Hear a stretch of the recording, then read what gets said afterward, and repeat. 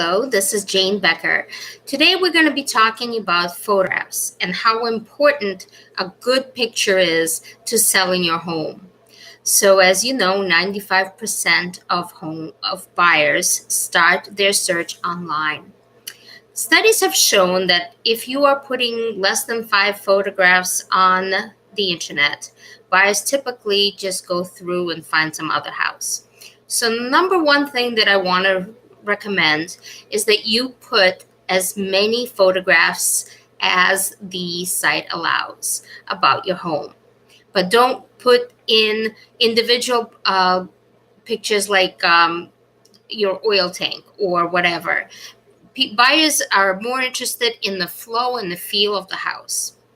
So that's number one. Put as many as you can. Our local multiple listing service for Massachusetts allows a real estate agent to add 30 photographs. And the best thing you can do is have your real estate agent add as many as 30. The second most important thing is the quality of the photographs. So I'm going to talk to you a little bit about what you should and shouldn't do with the photos. First of all, lighting. You want to make sure that the photos are very well lit. So to help your agent or your photographer, turn on all of the lights in the home.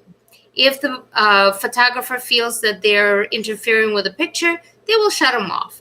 But the first thing you want to do is to prep the house for your photographer and turn on all the lights.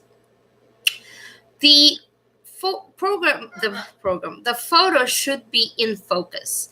One of the worst things that you could do, and if you go online and look at photographs of homes, you'll find these errors. Real estate agents, photographers, and homeowners who are selling on their own do make mistakes. And today we're trying to prevent these mistakes. So make sure that the pictures you take are in focus. After you take a picture and put it on the computer, zoom out and zoom in and make sure that the picture is in full focus. The other thing you want to do is make sure that the picture is cropped properly.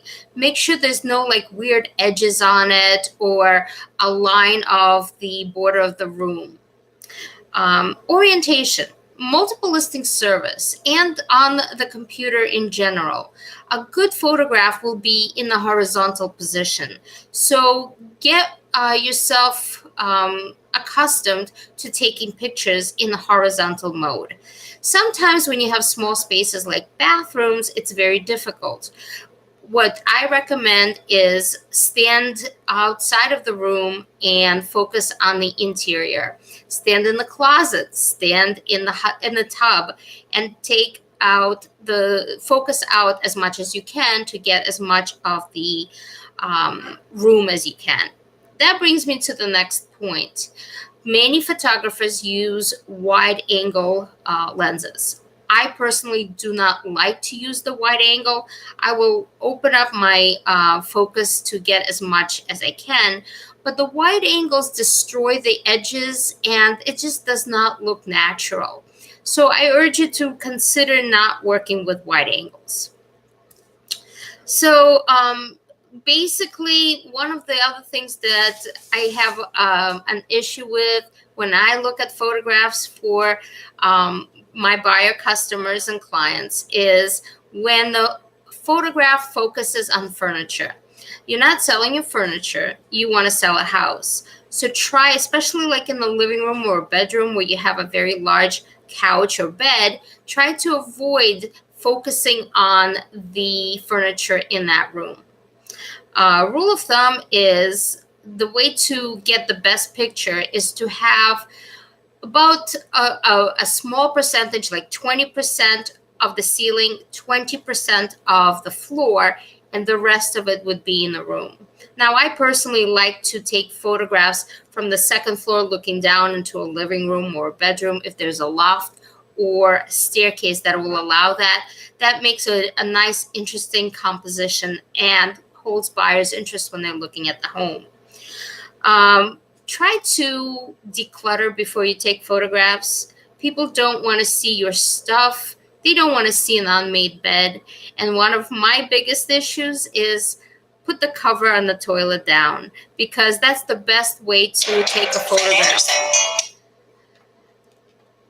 So basically, the other one is don't take pictures after dark, because then it's going to be too difficult to get any life in the house because the windows are going to be black. And try not to have any pets in the photograph, especially like litter boxes and things like that.